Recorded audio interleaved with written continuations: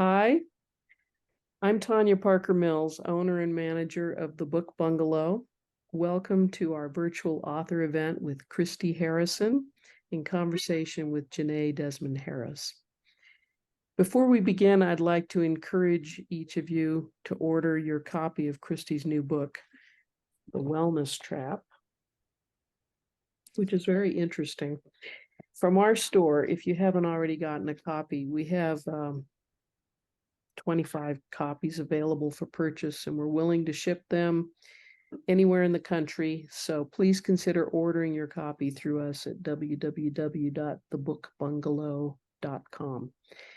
And I'll sign them as well. I'm going to send in some signed she's book plates. going to be providing us with some signed book plates. I would hate to have to send all these copies back to the publisher just because our audience is from all over. And it really is an interesting read. Also, we'll be adding the recording of this conversation to our YouTube channel over the weekend, and we'll provide that link to all of you. So if you need to leave the call early for any reason, you'll be able to enjoy it later. Now let me introduce our author and her friend before turning it over to them.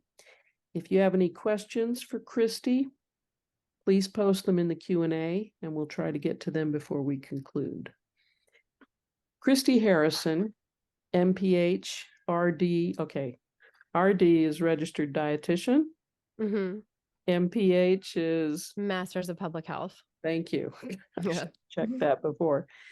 Is a registered dietitian, nutritionist, certified intuitive eating counselor, and journalist who has been covering food, nutrition, and health for more than 20 years.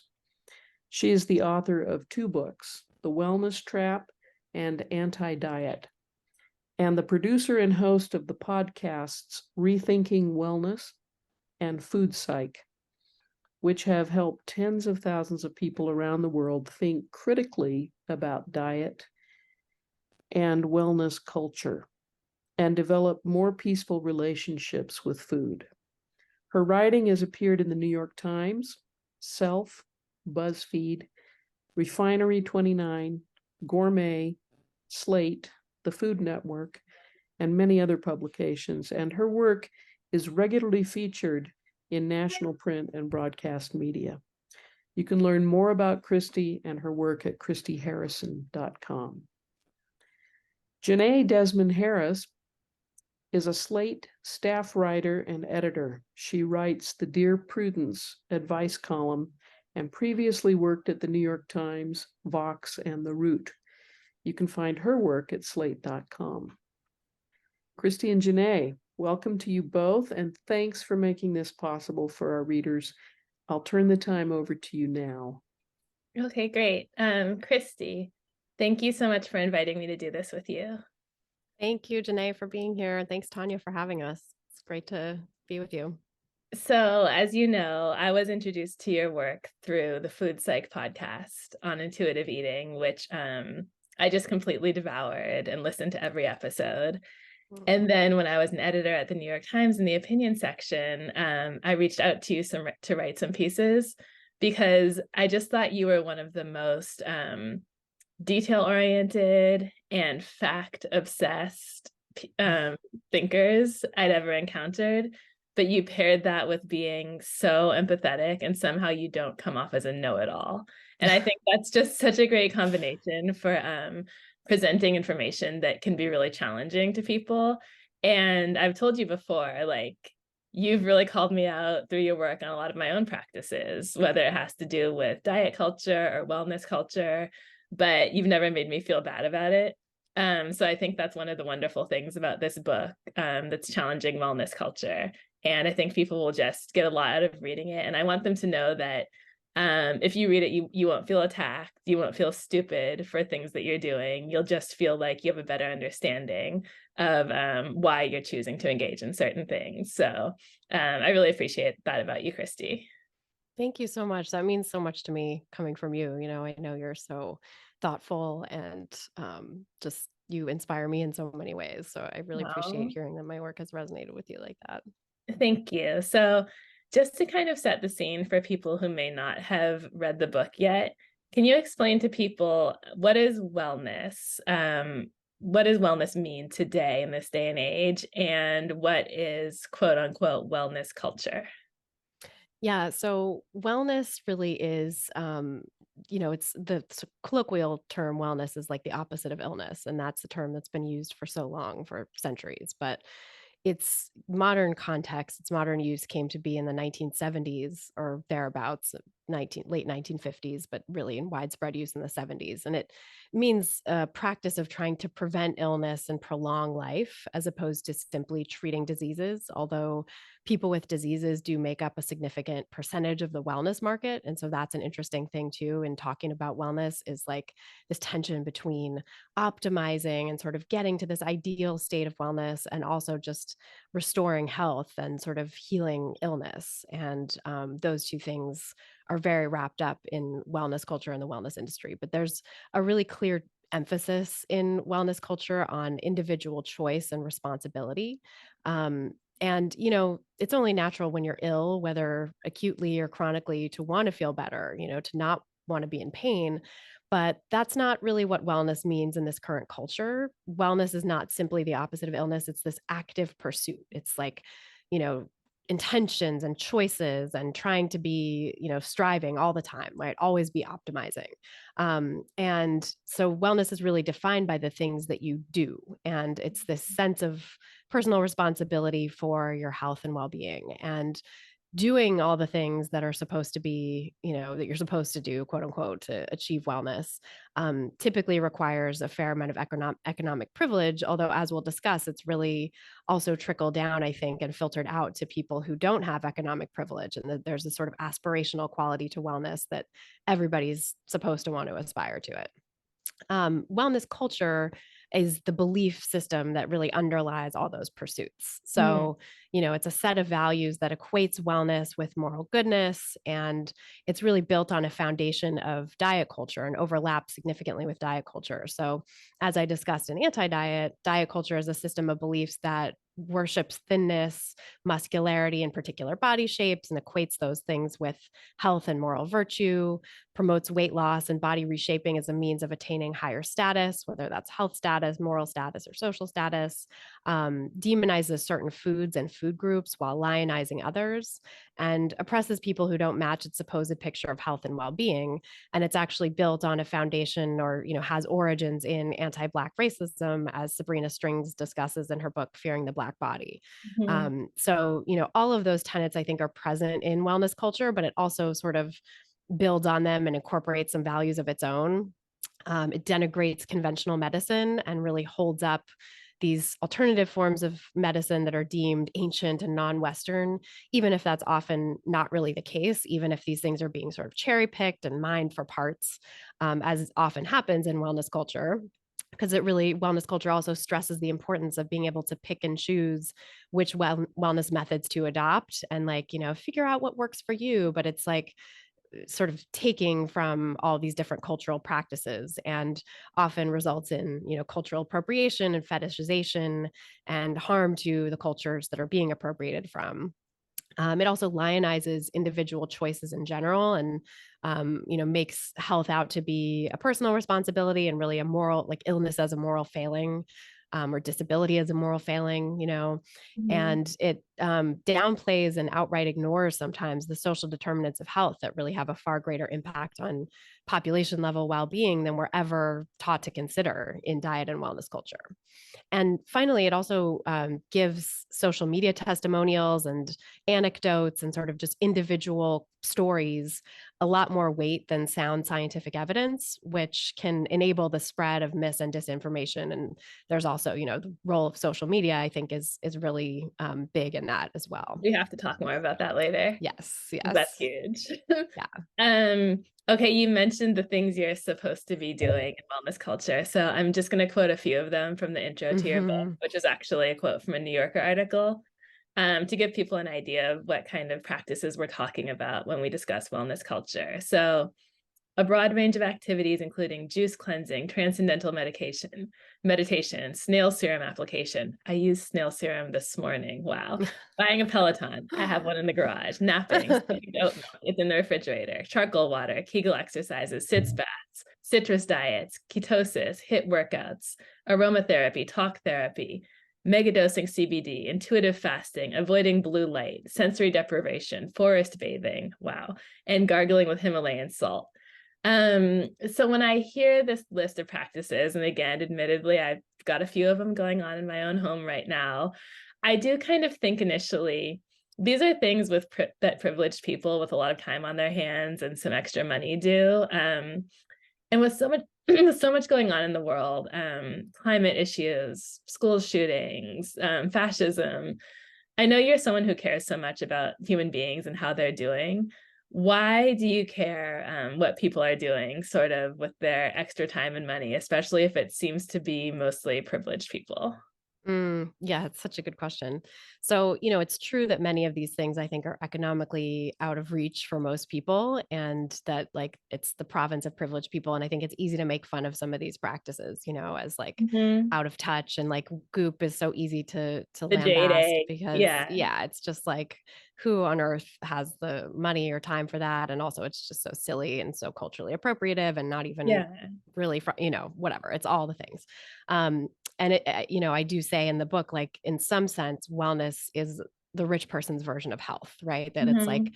rich people who are, people who are rich in time and money are the ones able to pursue these things to the degree that wellness culture sort of pushes us to do.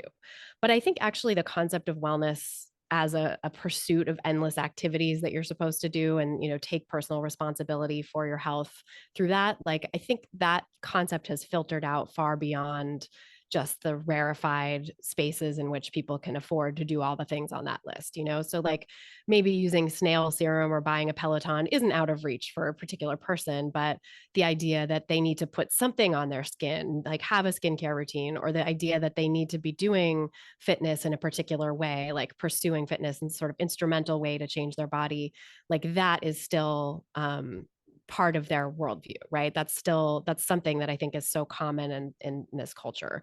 The belief that you need to be doing these things in order to be quote unquote well, be doing a Mhm. particular diet as well, citrus diets, okay, whatever, like not everybody is going to do that, but they might be doing some other diet, if it's not keto, it's whatever, right? And so, I think these rarefied versions of wellness that you see on Goop or whatever are like trickling down. Like people are feeling like they need to do these things and sort of aspire to these things in whatever way is attainable to them. And it might be easy to, dismiss some of those things, but I think if we think about like some of what we do in the name of wellness, it might not be all that different at a fundamental level. Also, I think it's really important to highlight how the failings of the conventional healthcare system drive people into the arms of the wellness industry. And I think that's a huge piece of this. That to me, I think is where the social justice part comes into play because, the people being failed by the healthcare system are disproportionately marginalized, right? It's women, trans people, people of color, disabled people. It's, people in all kinds of marginalized identities. And I know we're going to talk a little bit more in a minute about how like the lack of support for chronic illness plays a role. But, it'll probably come as no surprise to anyone watching this that exposure to persistent racial discrimination, lower socioeconomic status, and other, social determinants of health have been found to predict both a greater number of chronic illnesses and poorer access to quality healthcare for them. And so to me, I think that's what's interesting about this is that makes people vulnerable to wellness culture's promises. And I've seen so many people go into tremendous debt to be able to afford wellness treatments for things that conventional healthcare doesn't really have answers for. They're spending all of their disposable income and then maybe money they don't have on trying to get better, and oftentimes feeling disappointed as a result. Not getting the help that they need, and sometimes being driven to further harm, right, down the road of disordered eating and overexercise and like taking supplements that are unnecessary and harmful and doing other practices that are causing them pain.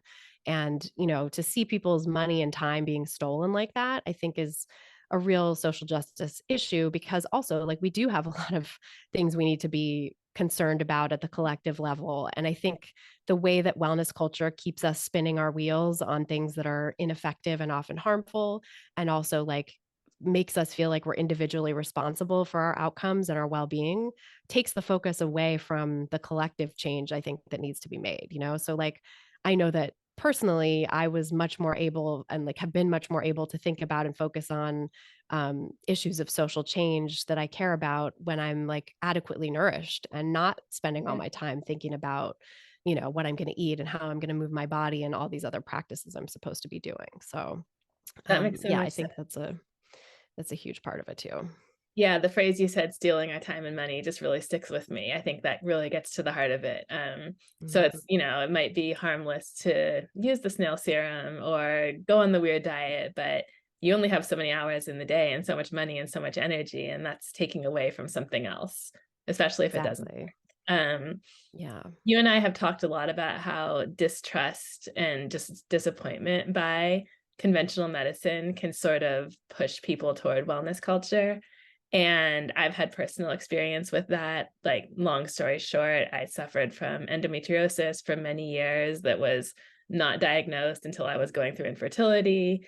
And that sort of made me question, like, well, if this was missed for so long, what else is missed? And what else are doctors not telling me? So in the process of undergoing IVF and like trying to have my son, who's now here, I had all the supplements that were not recommended by doctors, but were recommended by Facebook groups. I was going to acupuncture, totally unsure if it was working or not, but really feeling desperate.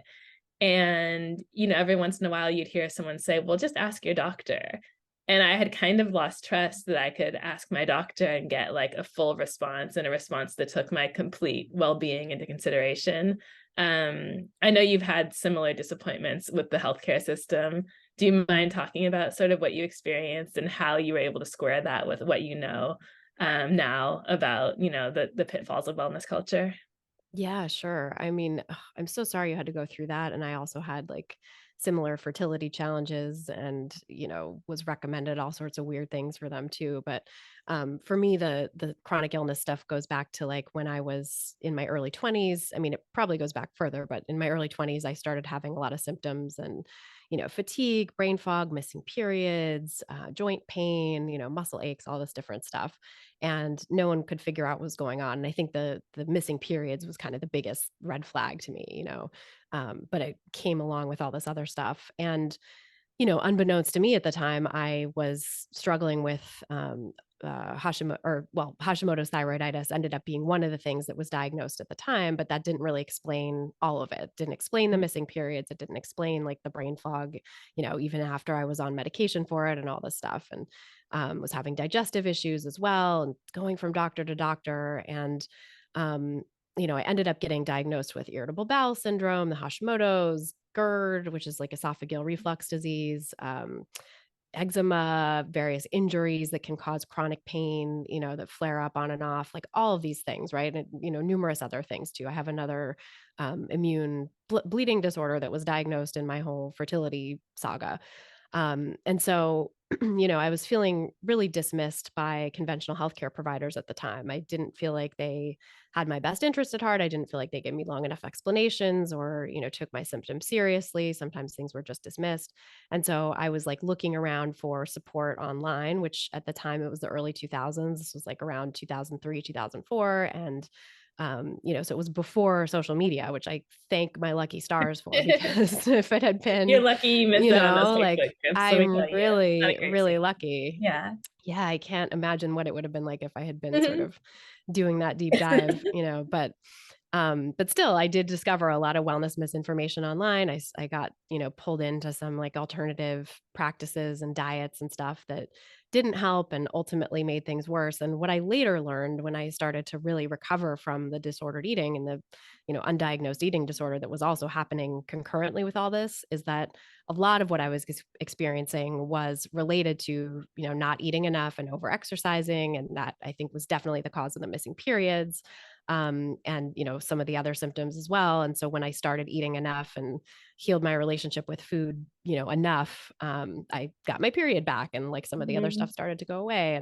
And, but I still have, these other things, these autoimmune and hormonal conditions and digestive conditions that haven't gone away.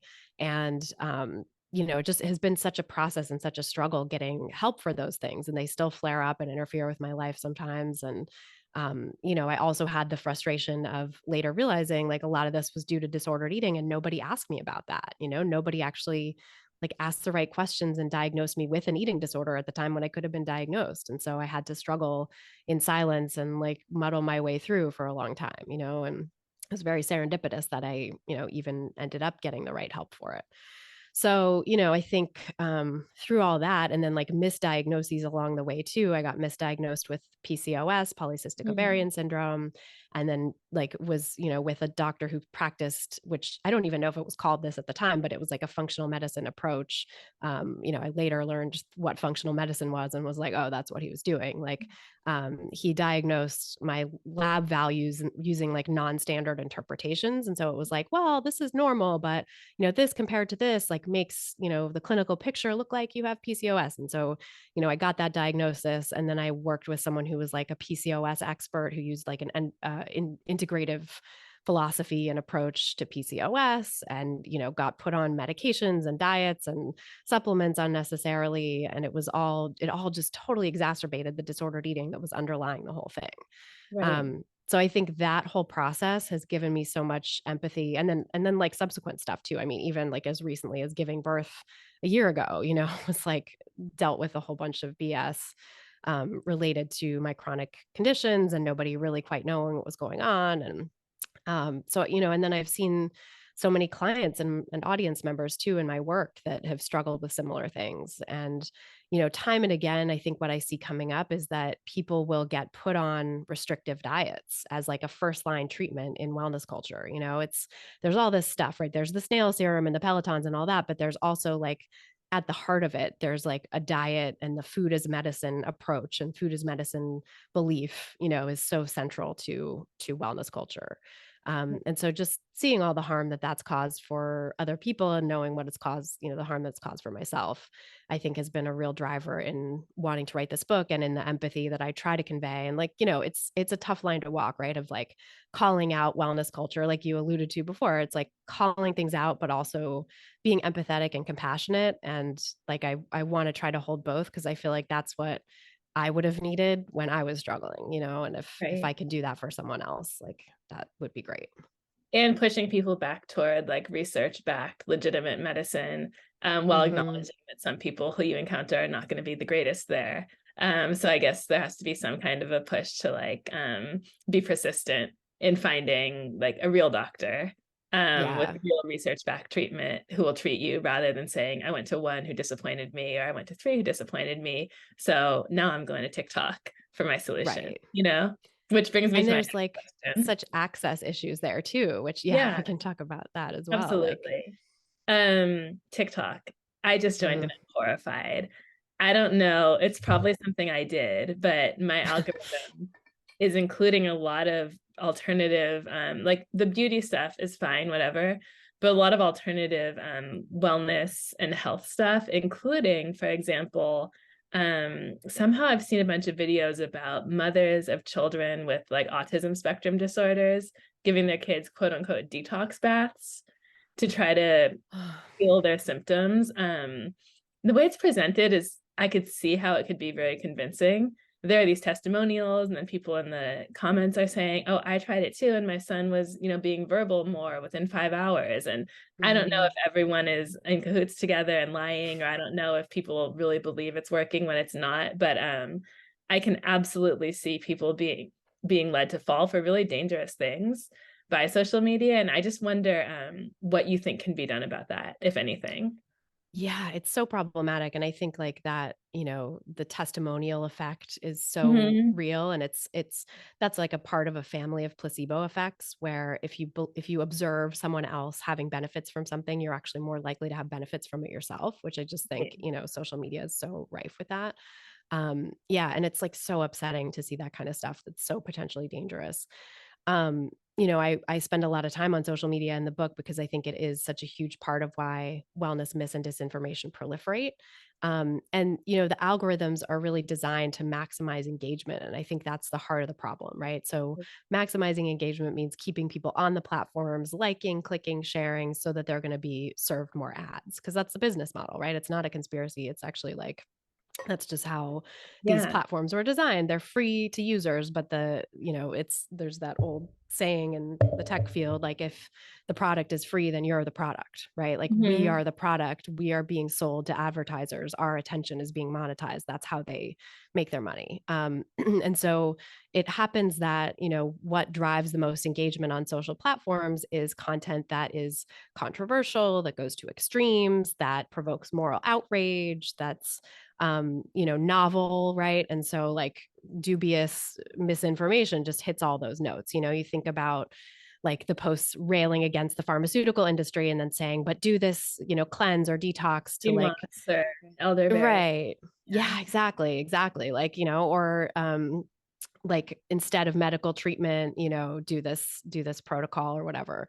And not only do social media algorithms, privilege that, but they also can really radicalize us in the process, because by trying to keep us on the platform, right, and push us to those extreme places, they can take us from like really benign wellness content to really extreme stuff pretty quickly. So, Yeah.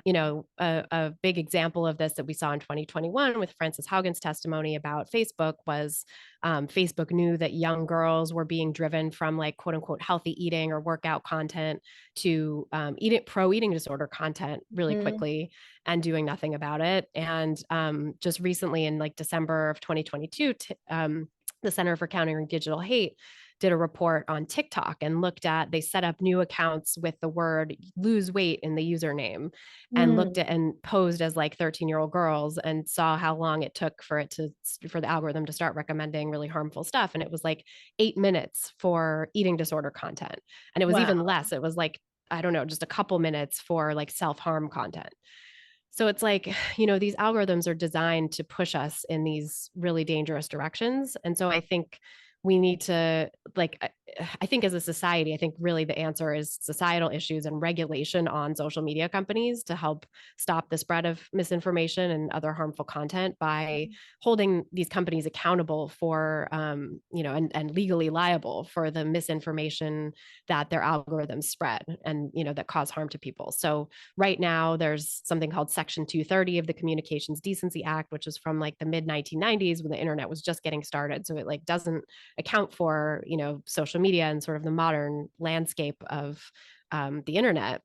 And it exempts any sort of internet service provider, which social media companies fall under, from any liability for what their users post, right? And so that's Section 230 is often referred to as the 26 words that created the internet, because you wouldn't have user generated content to the degree we have now if it weren't for that exemption, right? That sort of loophole that says they're not publishers, they can't be held liable. And it did help in some sense that it allowed internet service providers at the time to moderate content, to exert some sort of like publisher type influence over the content that was on their sites, in the form of moderation, so without having to be held legally liable. But now we have these algorithms that are so powerful that are driving people to these extreme places and really dangerous content, and like the companies just are not liable at all for that. So I think that's one thing that really needs to change, and there is some discussion in Congress about reforming Section 230. But I think at the individual level, sorry, were you going to say something? Oh, I was just going to say that it's not just 15-year-olds who are vulnerable to this kind of stuff. Like, Yeah. I clearly remember one day a couple of years ago just doing like a really lazy day where I was just scrolling Instagram, and I quickly went from like a salad recipe that looked good to vegan recipes to like holistic health content to anti-vax content within like a 1 hour Instagram scroll of just following one account to Wow. another. Yeah. And actually, when I shared that I was going to be having this talk with you, someone who had heard about your book said, you have to ask her what she thinks about athletic greens. So athletic greens is like a supplement. I think it's like powdered greens that you're meant to add to your coffee or smoothie every morning or water, and it's has all these health benefits, or so they say on the podcast ads, where I've heard about it many times and been tempted by it, just thinking, wow, I would love to feel super energetic and healthy all the time. I'm a little worn down. But I have your voice in my head being like, maybe not. But it made me want to ask you, without speaking specifically to athletic greens, I'm not trying to, start a controversy or get anyone in trouble. What sort of a framework you think people should use, or some bullet points we should be thinking about in our heads every time we encounter something on social media that has to do with health or wellness, where we think, oh, that sounds really good, that could make my life better? Like, what should we be asking ourselves to make sure we're not falling for something that's just wellness culture being pushed on us? Yeah, that's a great question. I think there's a few things. I guess I'll speak sort of specific or generally first, and then like specifically to this type of question. I mean, I do have thoughts about athletic greens, but I think it goes beyond just them, it's like all supplements. So, I think in general to ask yourself, like, what is the source, and what do they, how do they stand to benefit from me buying this thing, right? And is there good evidence behind it? Like, are there actually scientific studies, randomized controlled trials in humans, or is this something based on, animal studies or cell cultures, or like a study of people who took the supplement say they felt better, but there's no control group, so we just can't know. And like, obviously that is going to produce a placebo effect. Like, anytime you have somebody taking something or doing something that is purported to make them feel better, there's going to be a placebo effect. And that's just, the power of the mind body connection. That's not to dismiss like the benefits or to say it's all in your head, but it's to say like, this is a real thing that, thinking that something is going to help you and those expectations can actually make you feel better. And so that's why we need placebo controlled trials to see, is there any benefit over and above the placebo effect to this particular treatment, and it has to be significantly better for the treatment to be deemed effective. So those are a few things. Look for those for like whatever the active ingredients are. Right. This maybe is where not it for gets the particular so brand name, but you'd look for like the spirulina or whatever it is, and then go look for studies. Right. And it can get very time consuming, right? Like, you don't have time to do a deep dive. And if you're not someone who's trained in research methods, it can be really overwhelming to try to look at all the research. And even if you are, like, I don't have time to look into everything. Someone will ask me something and I'm like, oh, let me look that up in PubMed. I can do a quick search and find it, but it's still like, it takes work, So we can't all be expected to be experts in everything. And that's something I talk about in the book too, is like why that is problematic and can lend people to be vulnerable to scams. Tressie McMillan Cottom has a piece about that I thought was really great, that I talk about in the book. And so, I think like knowing that you don't have all the time in the world to check into everything. There's a method called SIFT that I really like, that I discovered in researching the book. And it's by a researcher named Mike Caulfield at the University of Washington, who has his own book coming out soon. And SIFT stands for stop, identify the source, find better coverage, and trace claims, quotes, and media back to their original context. And so stop means like, basically, I love the stop part because that also ties into like emotion regulation, which is such a huge thing, I think, when you're on the internet, and also like kind of quarantining the information, because it's basically saying don't share, don't like, don't buy, don't change your life based on this one thing, kind of stop and move away from the source of the information. And I think that to me is like the biggest thing we can do, is just, if we do one thing, it's like, don't share it, don't act on it, don't like, click buy now, don't click buy now. Yeah, right. Like, just pause and think about it. And then investigate the source, which is like looking into, who is this source? What are their credentials? What do other people say about them? Do they have some basis to be making these claims or not? Is there a scientific study that is referenced? And if so, does it say what it actually purports to say? And then find better coverage is like looking at other sources. What do the other sources say about this particular claim? Reputable sources that you trust. And that can also be tricky. And I talk about that in the book too, of like how to find reputable sources. But generally reputable is like a major newspaper that the name of, that like standards, right? Exactly. That has, fact-checking standards. It's not going to be, that actually will be held liable if they publish falsehoods, because newspapers and magazines and well, not books really, but newspapers and magazines can at least be held liable for misinformation they publish. So, and, looking also at like major health authorities like the CDC or the FDA, which, also can be problematic because they're not perfect and they have made missteps. And I think especially when it comes to like weight science, they can be really biased.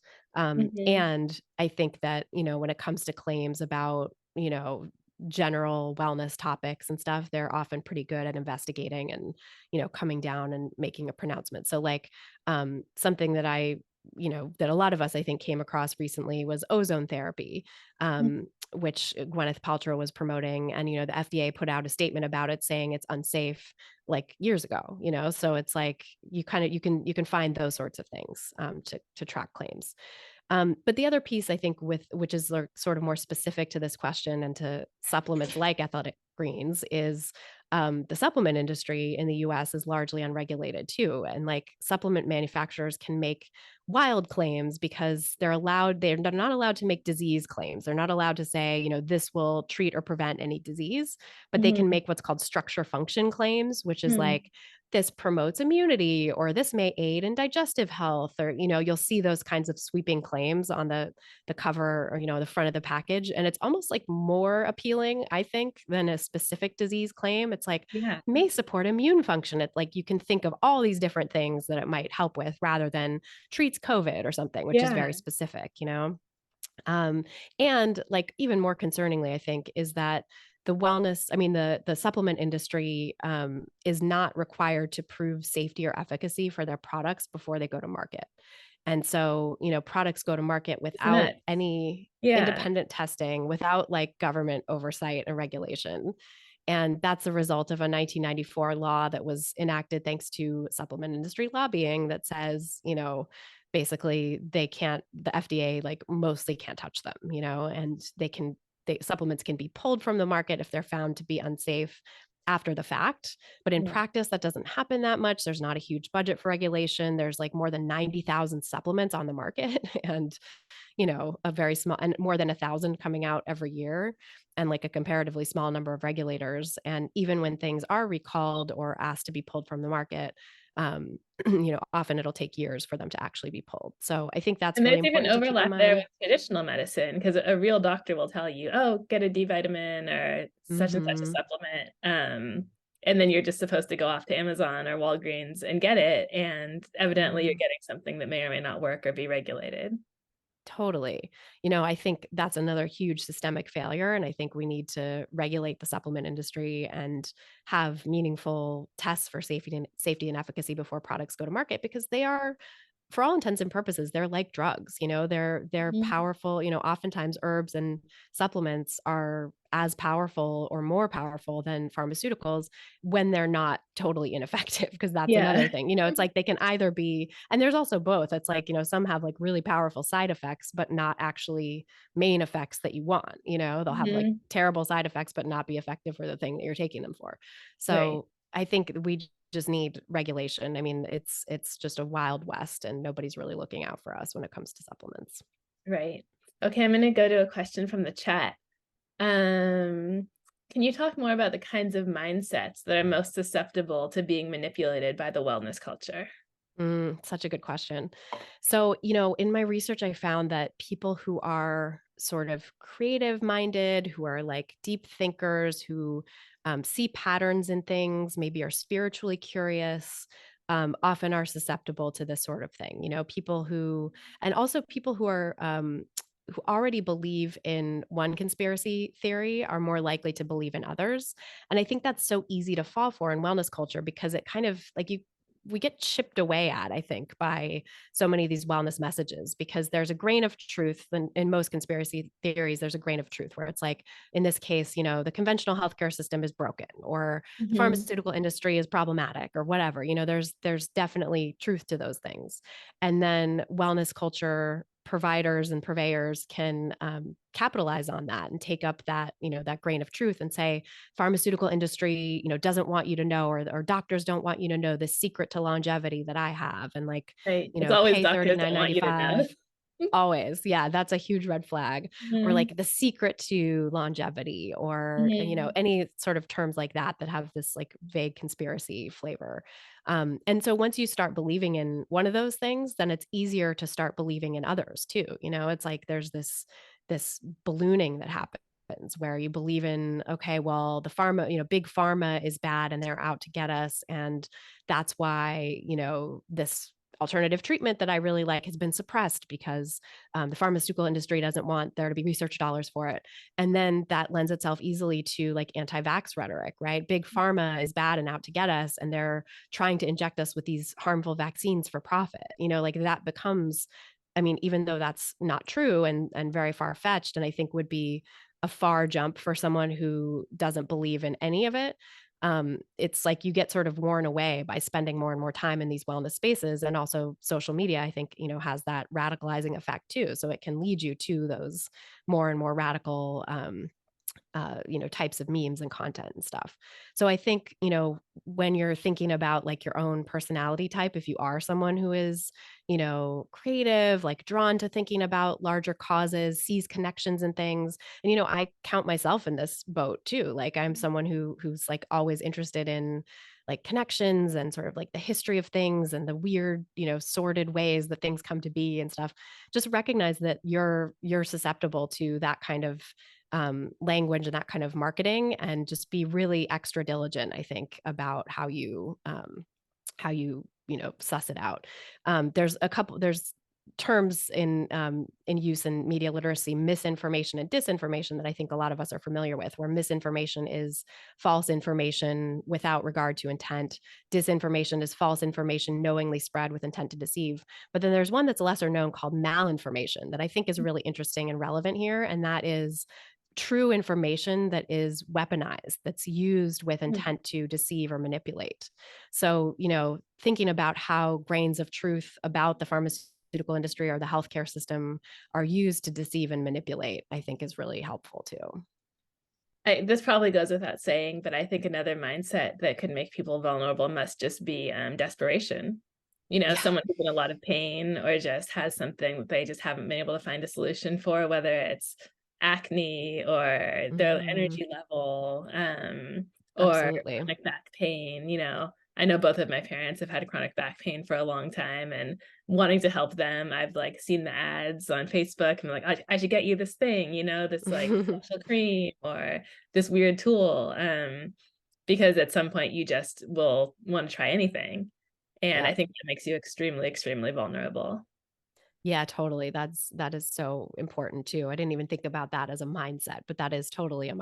mindset in a sense. Yeah, that it's like you're in that place in your life where you're desperate for help, you're desperate for healing, and anything, you're happy to go with anything. Because I think also like the mindset there too is like, well, what's the harm or how bad could it be, right? If Right. like I'm already struggling and suffering so much Mhm. and I don't have something that's helping me, like how bad could it be to try this supplement? It's just a supplement, or it's just food, or Couldn't it's hurt. just a diet, right? It Right. couldn't Yeah. hurt. And yeah, the reality is very different. I think, as I've seen myself and for a lot of people, like it can hurt. It can have Mhm. really very detrimental effects. So just being wary of that. Definitely. Another question from the chat. Are there journalists or journals that are focused solely on developing fads among wellness culture that average consumers can rely on? Maybe it's debunking fads. Okay. Yeah. Yeah. Um, yeah, I don't know if any, well, I mean, solely, I'm not sure, but there's definitely journals that are, thinking critically about this stuff. Like BMJ, I think, is doing some good work on that. JAMA, the Journal of the American Medical Association. I mean, there's certainly, stuff that gets published there that is like very diet culture oriented and stuff like that. But I think when it comes to looking at the efficacy of alternative treatments and stuff like that, they do a pretty good job. There's, writers and journalists who I think are doing a great job with this too. Jen Gunter, who's Mhm. has a Substack called The Vagenda. She's an OBGYN. Many people may know her. She's kind of like a Yeah. Julia well-known debunker Belluz of at Vox is really good. yes, yes. Um, Tim Caulfield as well as Mike Caulfield. I don't Mhm. think they're related. I'm not sure actually, but Tim Caulfield is like a famous science educator and skeptic. And Mike Caulfield is the aforementioned creator of SIFT. Mhm. I'm trying to think of others. I mean, there's lots of folks I think doing good work around this stuff. I will say, oh, Emily Oster with regard to parenting content is great. She helps give data-driven looks at different parenting trends and diets and recommendations that might be given to kids. And I think slowly a lot of these folks and outlets are, especially I'm thinking of Emily Oster, has really embraced a critical look at weight science and diet culture. I think she was influenced a lot by Virginia Soul Smith. I know she's connected to her, and who's an anti-diet journalist. So she's good too for parenting content as well. But yeah, I think, just surrounding yourself with folks in that sort of general arena who are thinking critically about science, helping, unpack studies, and realizing that not, even the people that you trust in that arena might have, takes on like weight science in particular that sometimes are a little more diet culture oriented. So I think that's something to consider as well. Yeah, just thinking about it as you were speaking, I think I would probably turn to a legitimate journalist in like a mainstream publication or a digital publication rather than waiting for a journal article, only because journal articles take so long. And if you want, I doubt they've Mhm. covered athletic greens yet, but but Right, right, exactly. someone writing for a mainstream publication might have. Yeah, Another totally. comment I received when I shared that I'd be talking to you was, quote, "Her work made me realize I was trying to self-care myself out of systemic racism." I was Mm. like, wow, that sounds really interesting. Can you talk a little bit about how that might happen? Yeah, I mean, I'm so glad to hear I was helpful to that person, first of all. I think, wellness culture and really American culture more broadly sort of frame health as a personal responsibility and, make us feel like if we're ill, that it's our fault, that we did something wrong, or that we didn't do the quote unquote right things enough. We didn't, work hard enough to control our weight or to eat the right food, or we're not moving enough, or we're just deficient in some way. And so I think with that mindset, it's really easy to start to think that, some of the real causes, like just to overlook some of the real causes that we might Mm. feel unwell, such as systemic racism and other social determinants of health, and social determinants of health are conditions under which people live, income, food and housing security, experiences of discrimination, job security, exposure to air and water pollution. All of these things are things that marginalized people will disproportionately experience. And, being like uninsured or underinsured and not having good access to quality healthcare. Again, it's, something that people who are in marginalized groups experience more often. And racism, is a social determinant of health in and of itself, but it can also interact with and operate independently of other social determinants. So there was a 2009 review of the evidence that found that at equal levels of socioeconomic status, insurance coverage, and healthcare access, Americans of color still receive lower quality healthcare than white Americans. Wow. And so, I think that's really important to consider, because diet and wellness culture would have you believe that like health disparities largely come down to what you eat and how you move. And if there is, that if there are disparities between different groups, that it's because, people of color, even at the most progressive of this type of thinking, it's like people of color don't have access to quote unquote healthy food or spaces to move. And if they just did, then they would be okay. Right. I Mhm. think that's the sort of that's like as far as the thinking goes in a lot of mainstream health spaces. But really, social determinants of health have such a greater impact on population level well-being than diet and wellness culture make it out to be. So 70% of population health outcomes are attributable to social determinants of health. And then the other 30% is behaviors, but 20% of that is practices like alcohol, smoking, sexual health. Only 10% is due to food and exercise combined. Wow. And I think in wellness and diet culture, you think of it as the reverse. We're conditioned to, like, I Totally. think I ask people, what percentage they think is down to food and exercise, and they'll say like 90%, right? Or more, like that the whole pie is basically those Yeah. things. And it's pretty much the reverse.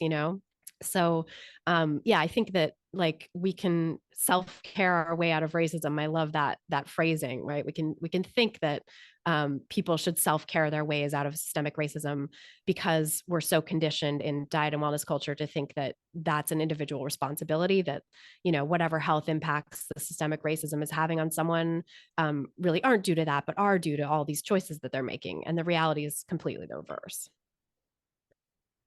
I said in the introduction that you're a non-judgmental person, but I'm going to give you a question that invites you to be a little bit that way. In reporting this book, or just your own experience, what's the most ridiculous wellness culture trend or habit or recommendation you've encountered? There's so many. There are so many that just, you know, to me now, especially with a critical eye, I'm just like, oh my God, I can't. I think, and, you know, no shade to anyone who's tried this, right? Because like we said, you know, desperation and having this sort of desire for help and feeling like the conventional healthcare system has failed you can lead people to accept a lot of things that they might otherwise see as totally ridiculous. But, you know, from my vantage point now, when I see stuff that's like butthole related, I Oh think my God. that's where I like think I've seen a headline about perineum this. sunning, like, Yeah. perineum sunning or rectal ozone therapy or any of that stuff. It's just like completely just not at all based in reality or evidence, and so harmful potentially, you know, like people who are exposing their butt to the sun are putting themselves at risk of skin cancer. And you know, if that area doesn't see the sun, it doesn't have any sort of base of like melanin that would help prevent the skin, you know, sun exposure or skin cancer from sun exposure. And you know, ozone therapy in general is dangerous, as we talked about. And, you know, rectal administration of ozone therapy is just terrifying and I like didn't even know that was a thing. so potentially dangerous. Yeah, Gwyneth Paltrow talked about it recently. That's why it's been in the news. But it's, you know, it's just it, you know, people are so desperate for things to help. But I also think there's a real effect of social media on this too, because you know, the perineum sunning trend largely took off because of an Instagram influencer, you know, showing herself in this like prone position, exposing her butt to the sun. And it's like, that's of course that's going to take off on social media, right? Of course that's like this extreme, outlandish, bizarre thing, and it's got like nudity involved, and it's just like instantly, you know, either jumped on and shared and liked, or like jumped on and torn apart. But when people are sharing something to be like, look at this ridiculous thing, you know, it's still spreading that misinformation. It's still putting that in front of your audience that in which some people might be vulnerable, you know, and you never know who in your audience is vulnerable. So yeah, there's a real effect, I think, of that too.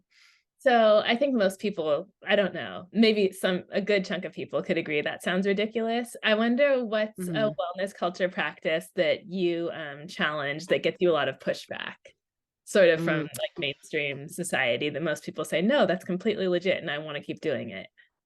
Yeah, there's a couple things, like gut health, which is a huge trend right now, and functional medicine. I think both of those things, you know, not that it's like huge pushback, but the people who like those things or who think those things are reasonable, like can be really resistant to seeing critiques of it. And Can you explain a little about what functional medicine actually is?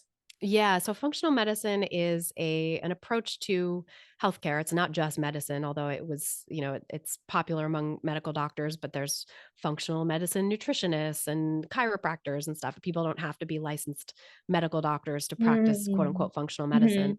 Um, and it's an approach that has a lot in common with naturopathy, where it's like looking at like food and herbs and supplements as kind of a first line treatment. But it also has, you know, things in common with somewhat in common with integrative health, in the sense that, you know, people with an MD after their name can practice it too. But you see a lot in functional medicine and in integrative medicine as well, and other like alternative spaces too. There's a lot of emphasis on diseases, you know, supposed diseases or conditions that aren't actually supported by good scientific evidence, like, you know, quote unquote chronic candida, or quote unquote adrenal fatigue, or quote unquote leaky gut syndrome. And leaky Is this gut part is of the such thing a where, like, if to test whether you have food allergies, they ask you to put your arm out and they push down on it and see that what is happens? that I don't know if that's entirely functional medicine. Like I know that it's called applied kinesiology. Okay. And I think, you know, I've seen chiropractors who practice that, Mhm. other alternative sort of more fully alternative practitioners who practice that. But I think some functional medicine doctors do practice that sort of thing too, like naturopaths as well. I've seen practice that. And so anything that you see in like the naturopathic space, there's sometimes it crosses over into functional medicine. But there's, other things like that that are like a little bit less, I mean, I don't know, to some people that's obviously kind of bogus, but then getting a blood test for supposed food sensitivities might seem more legit.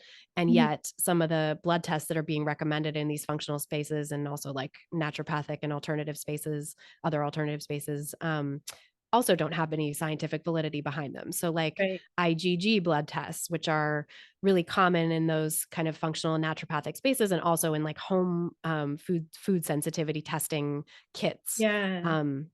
We'll test for these supposed these antibodies called IgG antibodies, which they're saying are supposed indicators of food sensitivity, food intolerance. And in fact, it's the reverse. It's like those are just markers of what you've eaten and what your body knows. Yeah, like it's sort of like what your body is desensitized to, actually. And so people will get these long lists of foods that they're supposedly sensitive to. And I've had people show them to me and be like, this is everything I eat. Like, what am I supposed to eat that's not on this list? And it's like, yeah, it is everything you eat. Like that's what it is. That's what it's testing, So yeah, that's a thing that I think is really hard for people to get their minds around. And I completely understand that, because I was also very much of the mind that I had food sensitivities that like weren't being picked up on by mainstream providers, and that, I was convinced I had a gluten intolerance, even though it wasn't celiac. And I got tested for celiac multiple times. I thought, I was someone who had like a non-celiac gluten sensitivity. And it turned out, no, like I wasn't actually sensitive to gluten once and I think the mind body connection there is very real too, right? There's this powerful nocebo effect, which is a cousin of the placebo effect, where you feel worse when you eat something that you think is going to make you feel worse, or when you take something that's going to make you feel worse. So yeah, it's a wild world. I just looked at the time and realized we only have a couple of minutes left. So I wanted to give you a chance before we wrap up to let people know where they can buy your book and where they can follow you on social media, if to the extent that you're still there, your podcast. Thank you so much, Janae. So people can buy my book if they haven't bought it already, or if you want to buy another copy for someone, or to have, an extra on your shelf, grab it from the Book Bungalow, and I'll be signing copies. I'll be signing book plates for them to send out with those copies. So that's a great place to buy it. And Tanya, it's thebookbungalow.com, right? Is that correct? Yes. Awesome. Let me bring myself back in. Okay. So yeah, you can get it at the Book Bungalow. You can also check out my website, christyharrison.com, for more information about the book and about my work, and my two podcasts, Food Psych and Rethinking Wellness. Rethinking Wellness, this is our lovely logo, is a new podcast that I launched to continue the conversations from this book. And Janae was on episode 3 recently. I've had a lot of other cool people on, some of whom I talked to for the book, and some of whom are just like interesting, cool people doing work in similar spaces around misinformation, or healing from wellness culture, or people who've gone through it themselves and like been sucked in by social media, or believed in conspiracy theories and came out, and like all of that stuff is super fascinating to me. So I'm spending some more time exploring it on the new podcast, and you can check that out at rethinkingwellness.substack.com. We also have a newsletter and Substack as well. Well, this has been fascinating. I've learned a lot, and I put the link to where you can order it on our website at the top of the chat. So if you scroll up there, if the book appeals to you, or you think a friend could use it, please order it through our website. And thanks again to Christy and Janae and all of you for being here. And I hope you have a great day. I hope this has been worth your while. I know it's been worth my while. But thank you very much. And we'll see you. Thanks. Thank you. Goodbye. Thank you so much. Bye.